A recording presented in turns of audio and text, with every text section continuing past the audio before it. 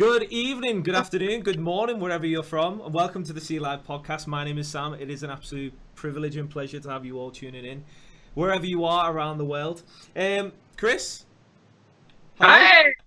How are you, mate? It's good. I'm good, mate. I'm good. I just thought, let's do it. Let's do another podcast. It's great. I love it. Well, exactly.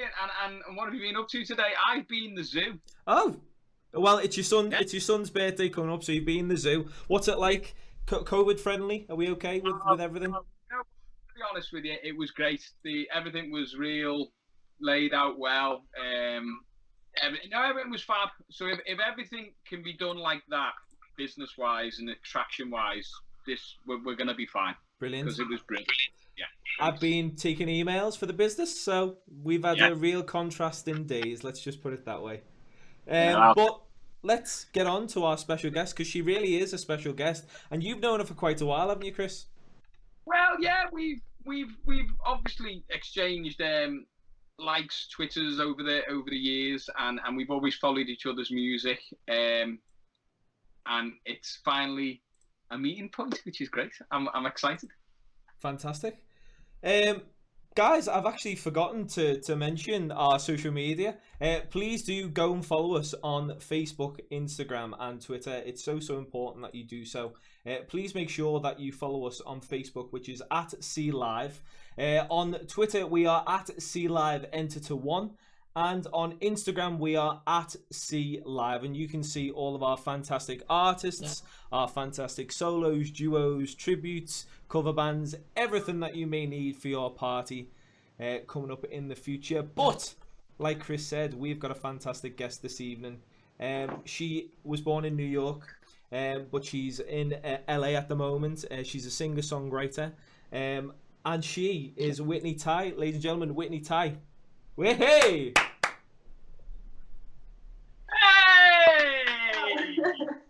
Thanks for having me on, guys. Absolute pleasure. Now, COVID isn't just a country-specific virus. Everyone seems to have got it.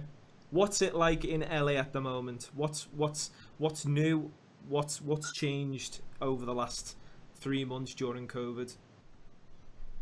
You know, I was just sitting and talking about this with my guitarist, and how just a few months ago, you know, everybody, all the the lines were around the corners, and you know, everything was just really like sudden and frightening, and now, like, I think, you know, in the last month or two, people are just, I feel like they're, you know, because of the lack of, you know, leadership and also protection and good information, I feel like people think it's okay to just like thrust themselves back out into the public again. So I think I'm a little concerned, because I don't know if people realize how serious this is and just how many people have passed because of this. And so I don't know, I see a lot of people going back to normal, so which is kind of a little frightening, but I will say there are a good amount of people who are taking precaution too. So we just got to cross our fingers and hope that, you know, things get a little less, you know, frightening. But we've already been through such the worst part of it. It's exactly like England, then, isn't it? It sounds exactly the same. Yeah, it does. I mean, things change every day, it seems. One thing is said, and it changes the next day. I mean, in the UK at the minute, a new rule has come into place that it's 6 people now only allowed in any one area. It used to be a bubble thing where only, you know, 2 bubbles could meet, but now it's just the rule of 6. There's 6 people. But what I know it's crazy. But Whitney, what's it been like musically then? Obviously, you've released your new album, Apogee. It came out in June. Was there any reason behind that in regards to, obviously we're in a global pandemic? Was that the date that you had to release it, or were you wanting it for other reasons to release it on that day? Well, I felt like there was more of like a cosmic reason as to why it happened, because I didn't plan it that way. It was meant to come out at that time. It was already scheduled and queued up for release, and about like a few weeks before the pandemic hit, you know, I was like, oh my God, like, you know, this is not good. So, you know, like musically, and then also just like the emotional side of it, it's like, okay, there's something really drastic and tragic going on in the world. But, you know, I think given the circumstances, the album was written from a place of healing. And so I'm like, you know what, maybe this is the time it's meant to come out. Maybe there is some message cryptically that is in there that could give people some sort of hope or healing. And so I just kind of rolled with it. And I remember getting a text from my friend. She's like, are you sure about releasing your album, you know, like now? And I was like, I feel like everything in the universe is telling me, you know, to do this, even though, and I'm pretty much someone who always follows their instincts and their heart about things. So if that voice is saying it's okay, then I feel like it was just meant to come out at this time. But people have messaged me and said, oh, Whitney, like, I'm so happy you released the album now because I really needed this to get through this time. And so I felt like my instincts were right just by the few messages alone. I think that when you're in lockdown, you can, and I have done it. I've listened to more music because I had the time to listen to music, and I think that's why it was important to maybe release it, because a lot of people have held off. We know films obviously have been put back, major films. I know Sam was talking about the new James Bond film the other day, weren't you, Sam? Yeah. So that's back, and if you, I think if you hold your music back, some people might miss the trick, but because we had time to think, to listen and think about what the lyrics more, I think it was a good time to do it. I agree with you. Thank you. It was, yeah. And each track on the album, how can I describe it? They seem very personal. Is this the way you wanted it? I do. To be honest, you know, it's funny. I think it's interesting that you can hear how personal it is when a lot of it was written from a place of like orbit. You know, like I feel like it was like a lot of these songs were written after I had gotten through like a really difficult time in my life, and I felt like I had finally reached a place of closure with those things. And then I was like literally like this little planet that was like orbiting around my head saying, all right, I'm okay out here. I'm safe in orbit. Like I'm away from the, you know, the Big Bang explosion. And, so it just like, it's interesting that you can hear, you know, that, because when I'm writing, I'm never really consciously like thinking like, oh, I'm going to do this so that people think this. And it's like, usually I don't even realize until retrospect, like, oh crap, like that's what I was trying to say. That's the pain I was trying to get out or like muster up. And that's the crazy thing about writing music, is that a lot of the songs, you're kind of dealing with your trauma in retrospect, and you look back and you're like, wow, holy crap, like that's what I went through and that's what that's about. And so when I started reading all the lyrics to Apogee, like for like the 50th time in post after the pandemic had come through, I was like, wow, a lot of these lyrics are even like aligned with the current times. Like in Starfish, inhale real slow, the air out here could be fatal. Wow. You know, like that line is very cryptic, you know what I mean? I'm like, well, that's kind of how I felt at the time. Like everything, just like every bit of air I breathed in felt fatal. Like I was suffocating. And then like kind of how that aligns with what's going on now. I'm like, this is just kind of weird. The cover of the album is just, it's like you, obviously it is, you just strip down of all thoughts. It works, doesn't it? Is that what you want? Did you have a hand into how you wanted the album cover? Well, originally when I was brainstorming with my photographer Anna, we were talking about how like Apogee is this place of literal peace. It's carving away. It's taking and etching down to like the barest, purest form of who you are, so that you can heal. And I think that there's so many layers to us that we accumulate over time, that I think that we think those layers are who we are, and it's not. It's just stuff we accumulate over time. And that was kind of what I needed to do to get this album out, was to like literally chip away all the crap that I had accumulated and all the pain and the suffering, so that I could just be at peace with myself. And so the album cover is really a symbolic figurine of a sculpted, statuesque piece of stone that some old dude was hacking away at, and he's like, we're gonna get this statue just right. We're gonna find a way to make, you know, this like Hellenistic, you know, figurine feel very peaceful and not like she's, you know, been through too much shit, you know. Wow, yeah. To see the person sculpture my figurine, my word, you'd have a tough time. I'd say. Definitely a tough time. I'll have to bring my tools. You'd need some serious tools. That's all I'm saying. It's the album cover just behind you, isn't it? For anyone who's not seen it yet. Oh, well, that one's a poster, but this is the cover here. Yeah. Oh, fab. Yeah, and it's on YouTube and stuff like. Yeah, it's on all the platforms. It's on all the platforms. And you can listen to every track, and people are going to get back, I think, because everyone especially this time, and I was saying to Sam the other day, we're all going through some different emotions each day, and I think that the good thing about the album is every track, I think someone can relate to something different on a track. There's one track possibly they can personally relate to a lyric or just a chorus or something, and I think that's important. I really do. But when you're writing songs, because we asked this, we've had a few songwriters on the last couple of weeks.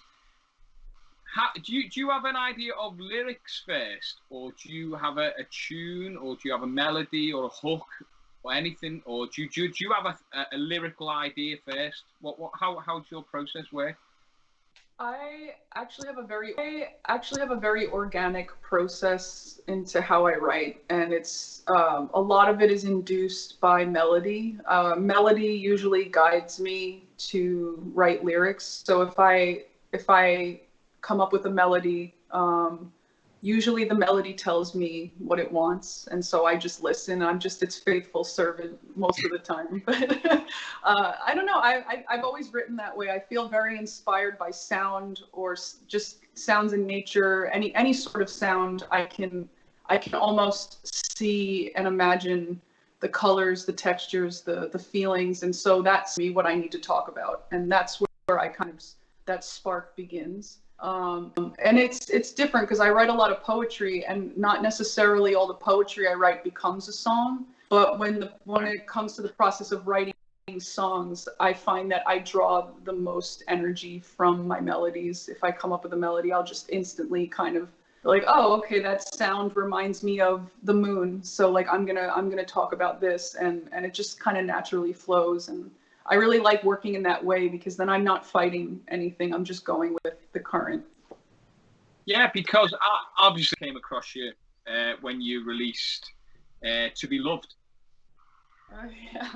A few years ago. And, Yeah.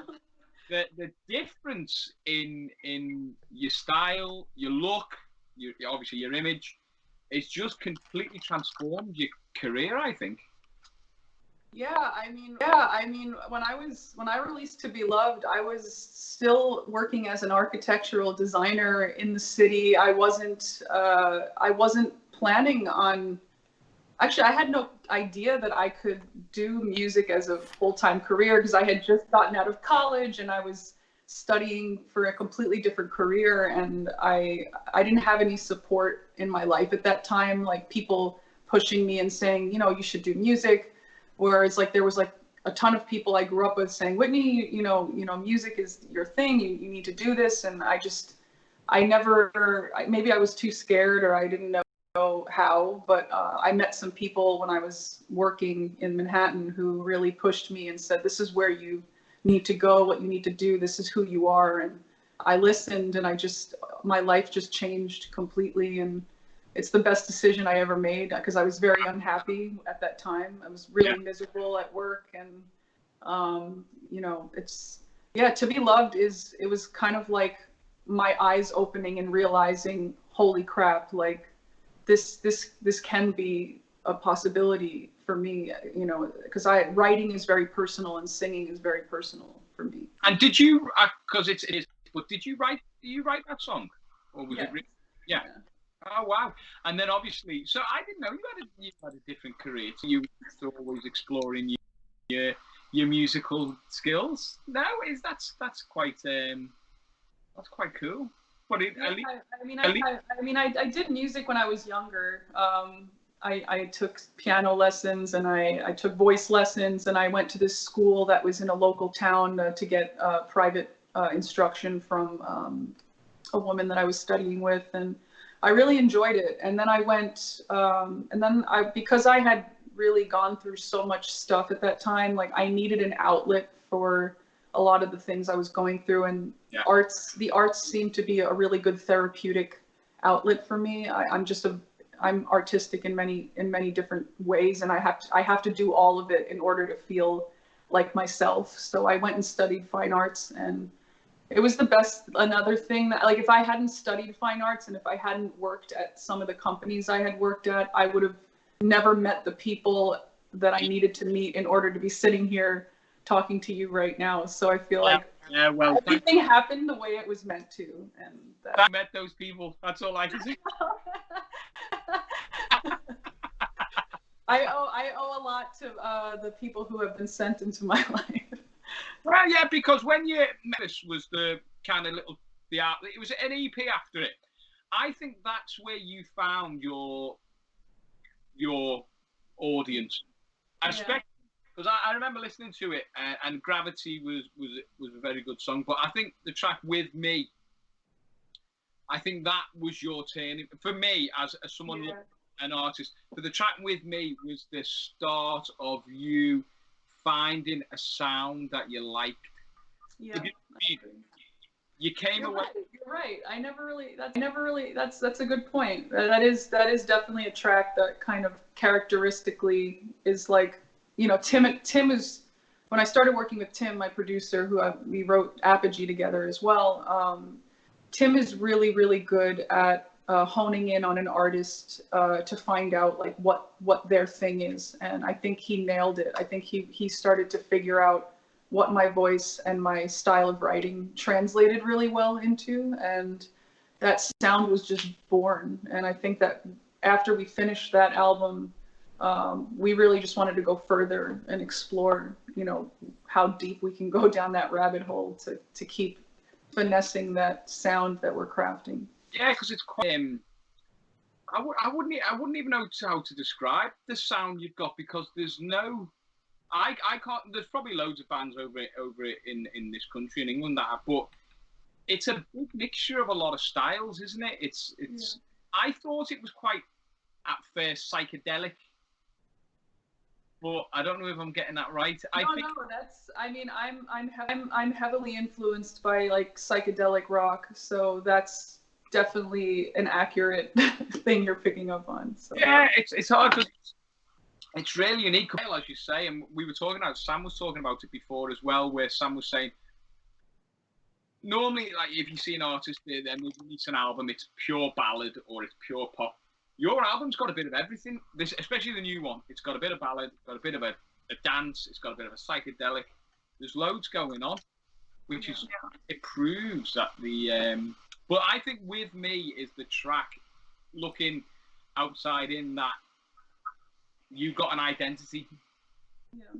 You came away from the pop, because To Be Loved was a very pop-esque song, wasn't it? Okay, and but then you got a sound, and I think that sound is what you've got now, and that's where you go. What was the because Sam's been over to LA, haven't you, Sam? Yeah, I have. Well, I was lucky enough to go over there with X Factor, the UK version. We were lucky enough to go over to Robbie Williams' house and perform in his house, and then we got through to live shows. So that was a once in a lifetime experience. And what's the LA scene like? Obviously, we were enclosed in with the cameras, and we really didn't have a chance to kind of go out and really feel the real music scene of LA. obviously in LA, you're either made it or you're trying to make it. What's the pull? What's the attraction for LA? LA is very community driven. There's a lot of cool venues. There's different tiers of venues. You have like the venues that the larger artists are performing in. You have like a set of B tier performance venues for people who are kind of, on the rise. They're getting big. And then there's like a ton of just regular venues where anyone can perform that wants to perform. So I think what I like the most about the scene here, though, is that all the musicians are really supportive of one another, which is not something I really felt in New York. New York felt very competitive, and it also felt very isolated. Whereas like here, you kind of, once you're here for a little while, you kind of know what's going on. You know everybody hangs out at the same places, and you can really start to just network and connect with your crew and find people with like-minded, just find people who see eye to eye with you musically or just personally. And I've met so many incredible musicians here that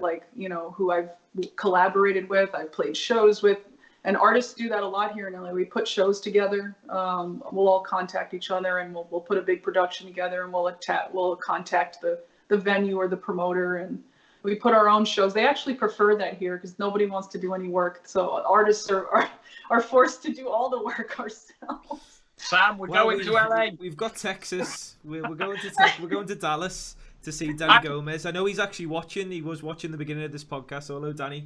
So we've got Danny Gomez to go and see. Then we've got Whitney to go and see in LA. So there's we need to kind of hit the Route 66. And I think if we can hit like every state through there, if we can find an artist in every state through there, then we're absolutely laughing.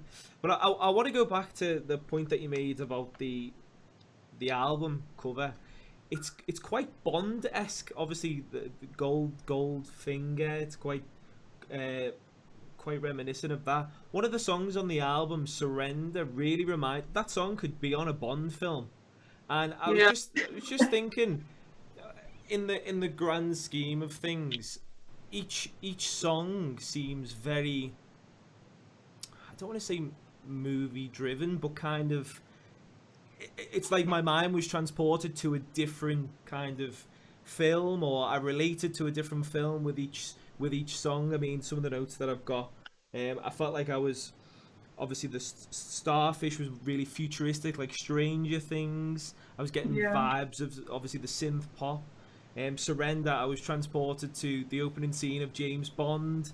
Righteous was kind of like this grungy alternative rock sort of England. This is England film. And then you've got a song like Meet Me on the Melrose, which is again like this real Spanish sort of Spanish vibe. I mean, you've got all these different styles within the album. The question that I want to put across to you is, usually when you're putting an album together, there's probably 50, 100 different, versions of songs. What made you pick the selection of songs for the album? Well, I mean, my life, I feel like in practice and also in passion has been very movie-esque. I think that a lot of the things that I've experienced and the many lives that I feel like I've lived have kind of amalgamated in Apogee. And also Tim, my producer, he's a film score composer. So his style of production is very epic, and him and I love film. We're big on film and just analyzing films, and from the cinematography right down to the music. And I think for us, we kind of live through this scope of cinema, and cinema is a big part of our sound, and it's just a big part of who we are as people. So I think that's just going to come across naturally in everything we write. And I grew up, while most kids were, I did like Britney Spears growing up, I'm not gonna lie, but when I was growing up, I was listening to Thomas Newman because I like film scores, and that's something like I would have in my iPod when I was like a little kid. Thomas Newman's score for Meet Joe Black, and so it's like I was really into very deep introspective types of music, and I'm still into that. And I think that's just, it's the way I think, it's the way I write. And I think because I write in that style, it informs Tim to be able to add that grandeur of that cinema that it needs. I mean, I've listened to the album and it's unbelievable. And I just don't know why you want big. Like it just feels as though this album needs more attention to it. That's just my opinion. I think people need to go out there and listen to it on the Spotify's, on iTunes, and I would agree. Well, of course, I'm listening to it with fresh ears, and like you were saying, like this artist that's chipping away at a piece of stone and unearthing different things about different themes and different styles. It really did take me on a journey of different it was just weird the way you said that he's a music or likes the music, a music composer. It was just strange how that links. So I'm proud of that one. I'll take that one off for the interviewer. But you are obviously quite big on social media with Twitter and Instagram, and you do these real inspiring kind of Instagram stories on Instagram. Is it important to be vocal as an artist in this current day, with everything that's going on? Do you find having your voice to speak up for certain things, it's important these days, isn't it? I think it's important for people to be authentic. I think that's most important, because I think if you're doing it for the sake of, because everyone's doing it, then I feel like you're not doing a service to anybody, nor yourself. But if you feel compelled to be vocal, then you should be vocal. And if you have something to say, don't be afraid to say it, because you'll just attract the people that you need to attract, and you might detract people that you don't want to attract. But I think I kind of oscillate through different types of social media vocalization. There's times when I'm kind of in my writer mode and like I'm feeling like I need to go inwards, and then there's times where I come out of that bubble and I want to talk to everybody and kind of communicate. So even just being an artist and having social media is confusing sometimes, because I think everyone thinks our lives are always on display, but it's like artists are also very personal people, and we like to have time to just find our words, find our thoughts, and just collectively figure out like what we want to say, and not always feel the pressure of having to say something. But I think we could all use some more time thinking through what we want to say, so that we're communicating messages of positivity and not confusion. Because right now this is some confusing times to be living in, and I think we're all highly emotional and really perturbed by a lot of things. So I would just probably give advice that we all need to be authentic and take care of ourselves and our mental health, so that we can vocalize the right things on the internet. I agree. Do a live Instagram chats, and you just kind of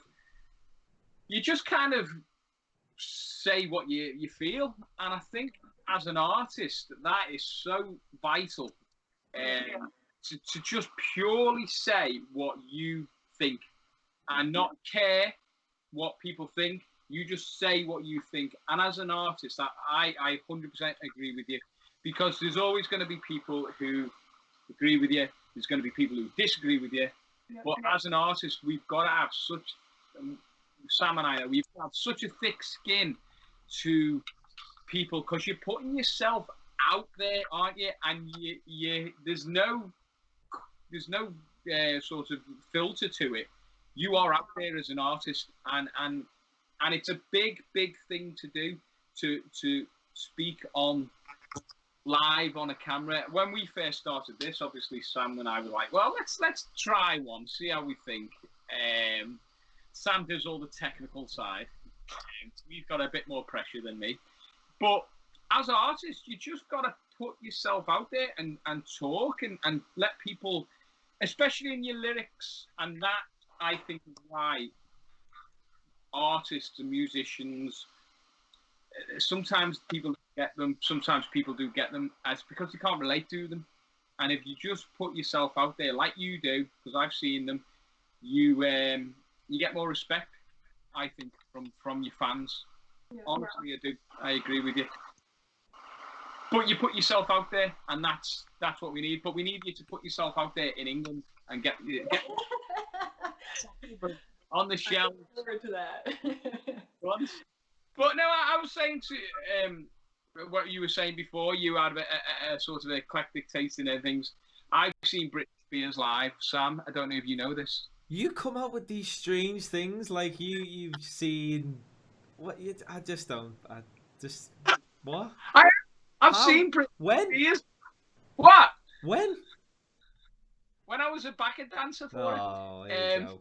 No, seriously. I wasn't a backing dancer for it. But I saw Britney Spears not so long ago as well in the glamorous Blackpool.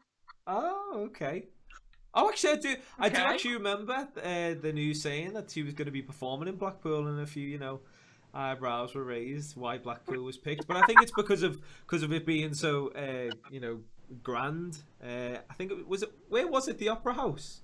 No, it was under the tower. Under the tower. It was under Blackpool Tower. Oh, wow. Well, there you So, go.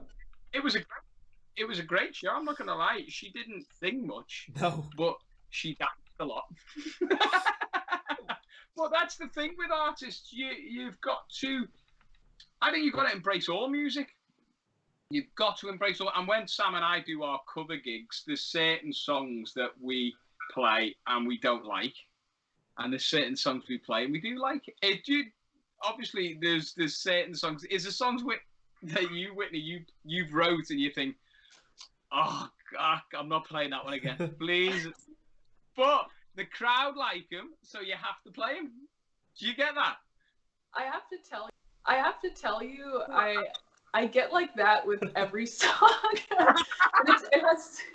It has nothing to do with the song. It has everything to do with me that day. So it's like sometimes I'm just like, because like songs take you back to a time that you wrote them, and if you're not really in that headspace that day, like where you're like, I'm not dealing with this today, if you're with that kind of mindset, then sometimes you feel like you're trudging through. It's not that you don't want to sing it, but some days are harder to perform songs than others just because of what they mean or what they've grown to mean over time. And some days you feel completely neutral and you're like, all right, well, I can sing this with no emotional attachment. And there's other days where you're like, I feel every word in this song and I'm just trying to get through. So yeah, I think it's just dependent on where I'm at mentally when I'm performing a show. So do you back through the back catalogue, or do you just specifically play what the album at the moment, or do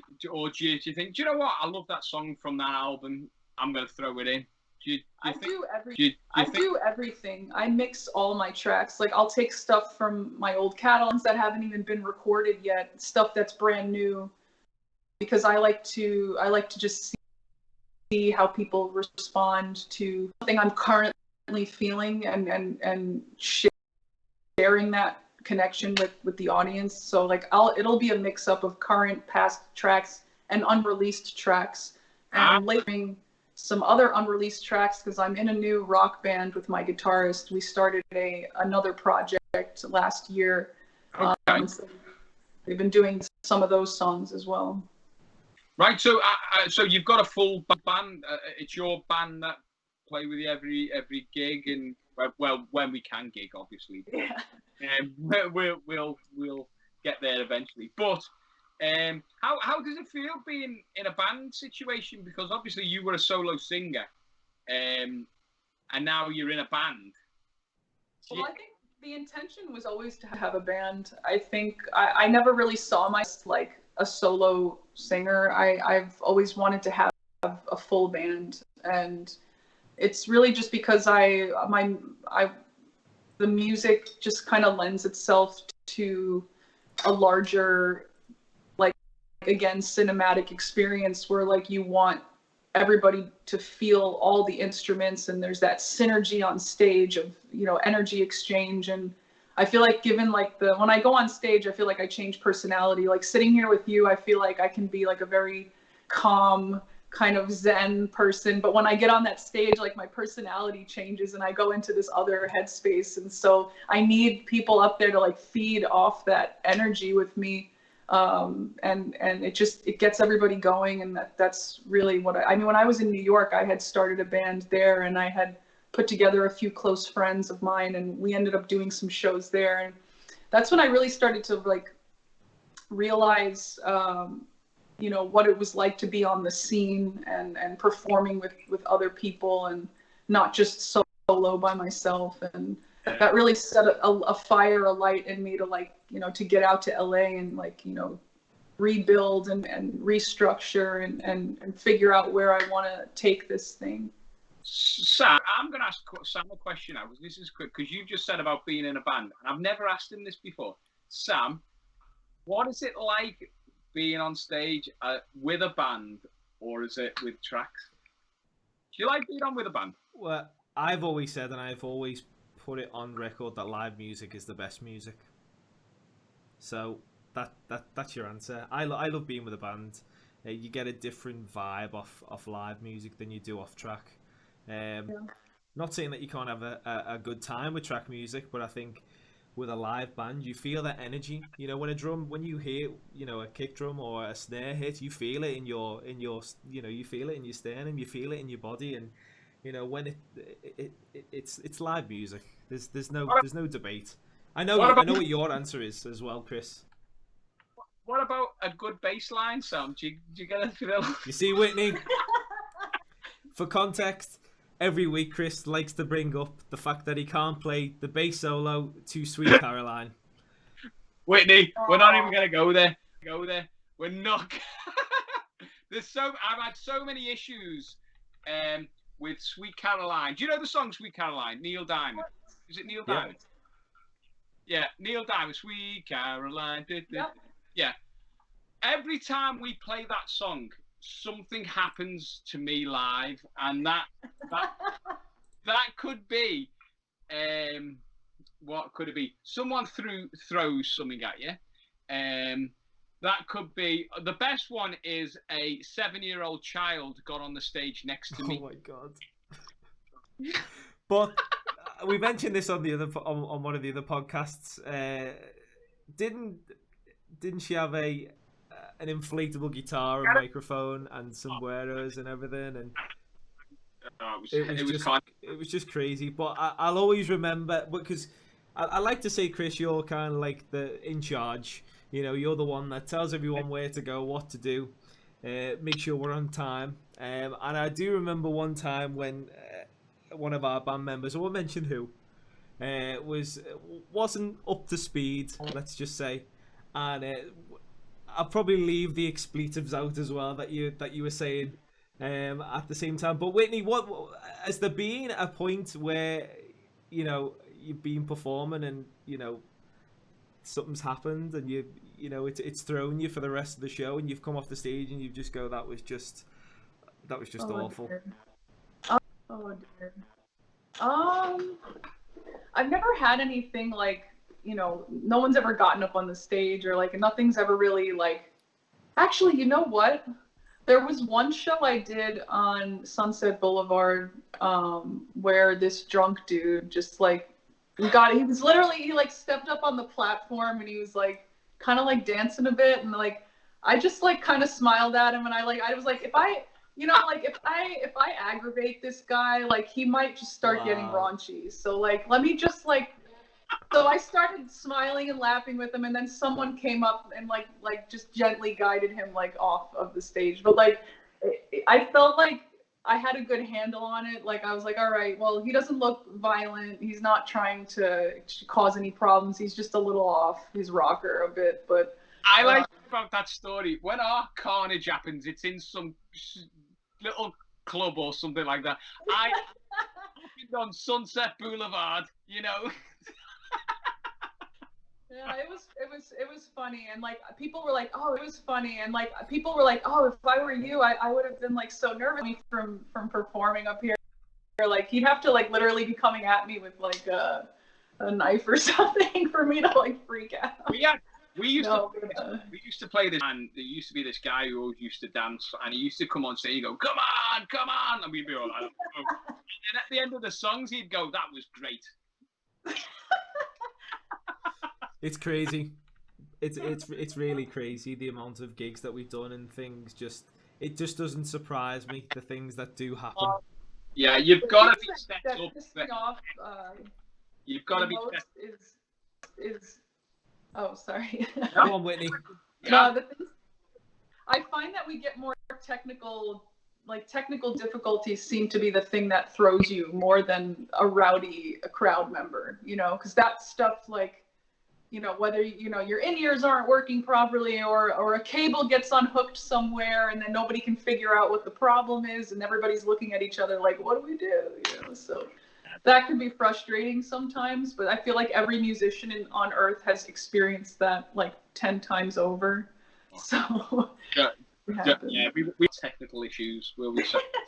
No, including sensitive microphones and guitar strings snapping and people just incapable of playing a simple bass line. Anyway, folks, we're gonna Whitney, what we're gonna do is we're actually gonna ask you some quick fire questions just to end this edition of the SCE Live podcast.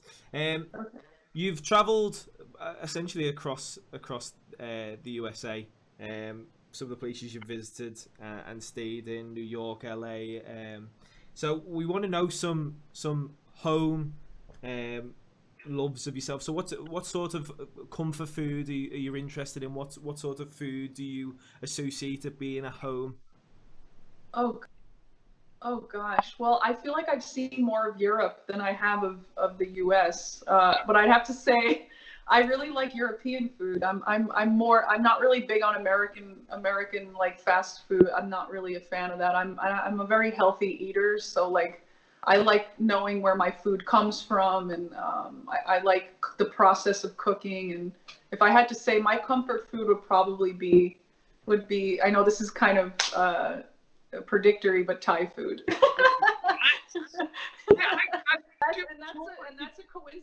And that's a coincidence, I have to say. Well, you were traveling around Europe, didn't you, a couple of years ago? I did. That's right. I remember now. I remember you. Did you go to Italy and Germany and stuff? I didn't go to Germany, but I went to Italy. I went to the Netherlands, Switzerland, France, and Spain. Did you perform there? I can't remember. Well, when I was there, we were filming and recording, so I wasn't there to perform. I was there to track music and to film music videos and stuff. So right. So music. In fact, I think videos are massive for Whitney. We've all seen them. I've got to ask you though. On the track, how was I supposed to know? So the music video is quite big, isn't it? Yeah. How did you tame that horse? I stole it. No, I'm just kidding.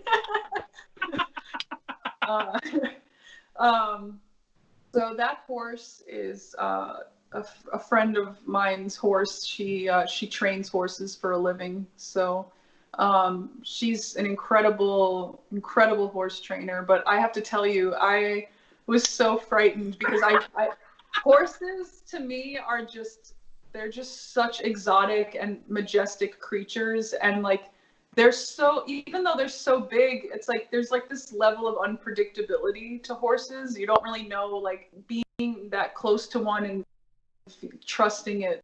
I felt like I had gotten through like this passage of like understanding horses deeper, and it was really cool to be able to like motion it to do a trick and to be that close to it.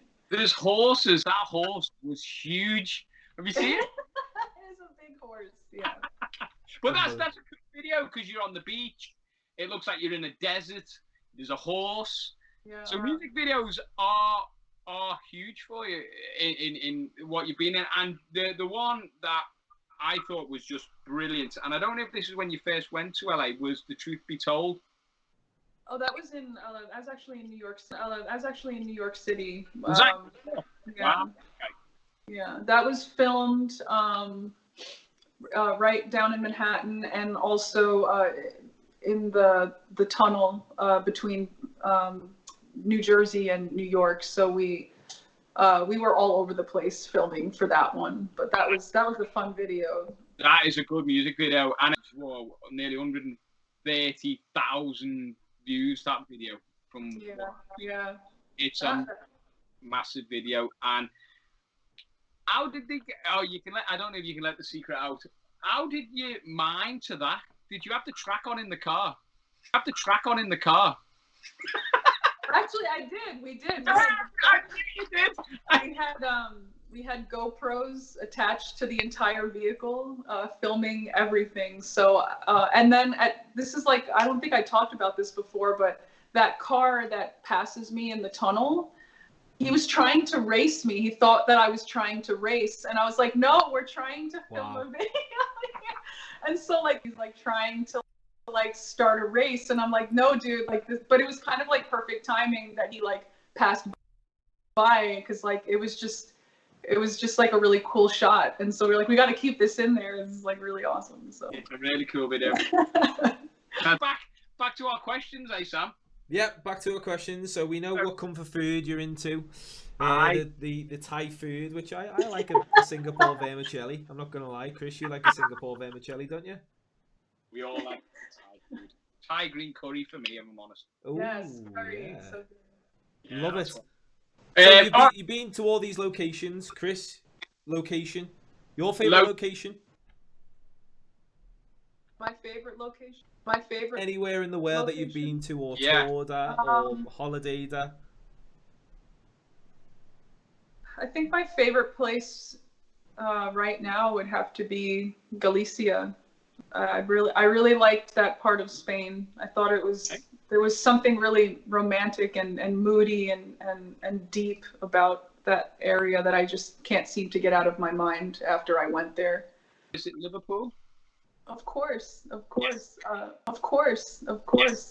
I'm friends with a producer here in LA who used to live in England, and he tells me he wishes he could go back there all the time. So maybe I'll have to like if he ends up going for a trip, I'm gonna have to bug him the whole time and go back with him. Well, exactly. At least you'll get two good tour guides when you come. Yeah. Yes. A tour guide to all the bars and clubs and restaurants. And the best music venues in Liverpool, and the Beatles tours, which you must of course do. Absolutely. Right, we'll go for the last couple, Chris. Go on, you take it over. Drink.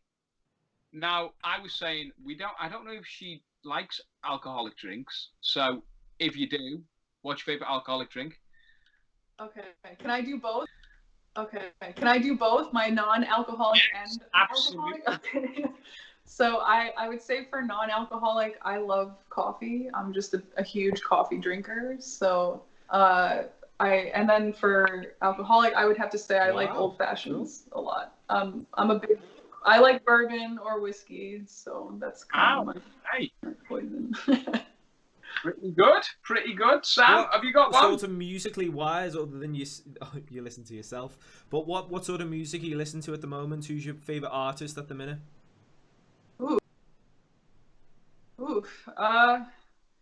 Right now, I'm actually, I listen to everything. That's the problem. Like, I don't have like one specific. Actually, you know what? The Fontaines. I've been listening to them a lot lately. Right. Their new album is really, really, really cool, and I like that it's got this like punk, like I don't give a crap, England, like. UK, it's got this just vibe about it that I'm all about right now, and I feel like because everybody's saying like F the system and screw this, and it's like it's very empowering to kind of see that again, like their album has a lot of cryptic messages. Like there's a track on there called Televised Mind, and I think that that's kind of what people are living right now, or like kind of these robots that are just televised minds that can't think for themselves, and everybody's fighting and nobody's really communicating. And I think there's a lot of messages on that record that really are very deep, and they're expressed in a very minimalistic way, which I think is really.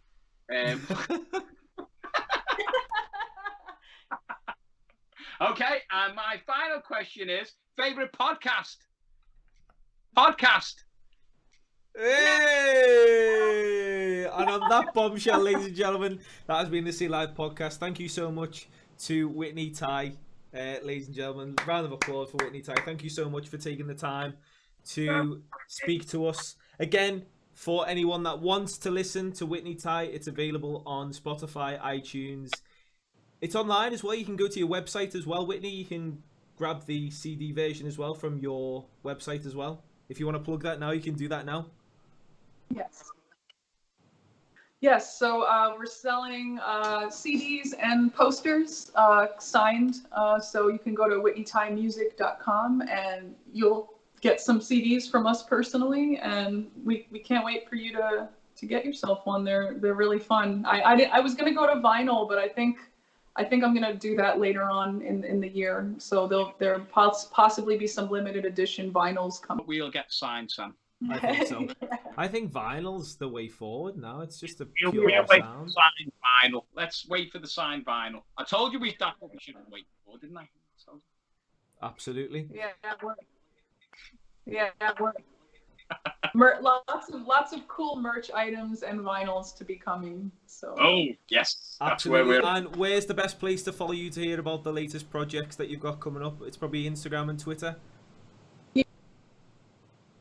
Yeah, I would say Instagram, Facebook, or Twitter is a good spot to get the newest news, and YouTube also. I always post like our newest stuff on YouTube as well. And that's all under your name, is it? It's all brilliant. Yeah. And Chris, another week over, another fantastic guest. Another fantastic week, a haircut as well. See, I wasn't going to mention it. I'm still not going to mention it. But there we go, folks. I'm not mentioning it. You've had a haircut. That's all I'm going to say. Folks, do me a favor. Follow Whitney Tai, first of all, on Facebook, Instagram, and Twitter. And YouTube for all the latest on her projects and also her brand new album. I hope I'm pronouncing it right. Apogee? Yes. I am pronouncing it right. Apogee, yeah. Fantastic. And also, do us a favor. Share and like this video, and also follow us on Facebook, Instagram, and Twitter. So it's SCE Live on Facebook. On Twitter, it's SCE Live ends to 1, and on Instagram, it is SCE Live UK. Folks, that has been another edition of the SCE Live Podcast. Thank you so much for tuning in. We'll see you next week with another fantastic guest. In the meantime, stay safe out there, and we'll see you next week. Bye.